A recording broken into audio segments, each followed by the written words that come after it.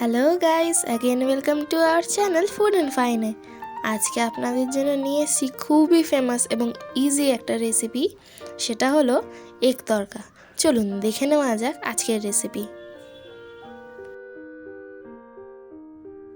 প্রথমে ডালটা প্রেসার কুকারে দিয়ে নুন, হলুদ এবং তেল দিয়ে সেদ্ধ করে নিতে হবে এবং তারপর ডিমগুলোকে ভুজিয়া করে নিতে হবে।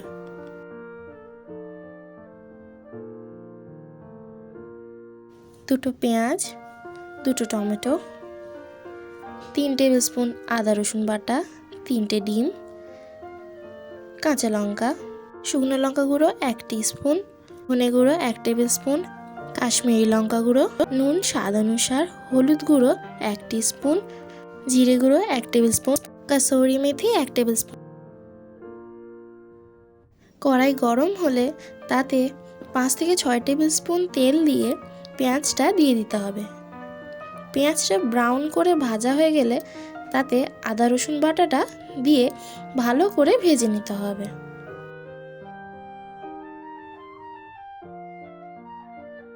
এবার একটা পাত্রে হলুদ গুঁড়ো, শুকনো লঙ্কা গুঁড়ো, কাশ্মীরি শুকনো লঙ্কা গুঁড়ো, জিরে গুঁড়ো,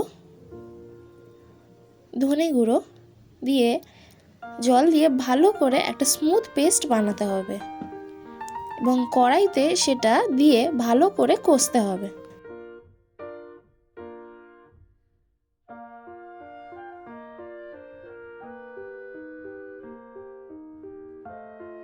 মশলাটা কষা হয়ে গেলে এবং তেল ছেড়ে দিলে তাতে টমেটোটা অ্যাড করে দিতে হবে এবং ভালো করে নাড়তে হবে। এবার স্বাদ মতো নুন ছড়িয়ে দিতে হবে।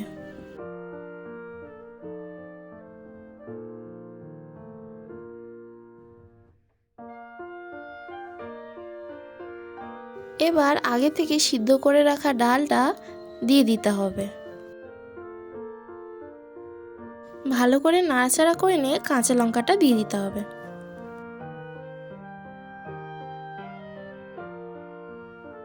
এবার ভেজে রাখা ডিম ভুজিটা দিয়ে দিতে হবে। সামান্য পরিমাণে একটু জল অ্যাড করতে হবে।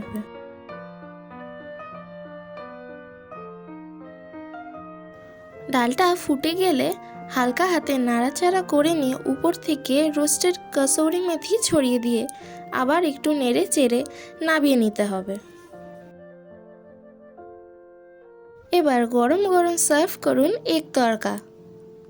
ভালো লেগে থাকলে অবশ্যই লাইক, কমেন্ট, সাবস্ক্রাইব করতে ভুলবেন না এবং বন্ধুদের সাথে শেয়ার করবেন। দেখা হবে পরের আরও একটা ভিডিওতে।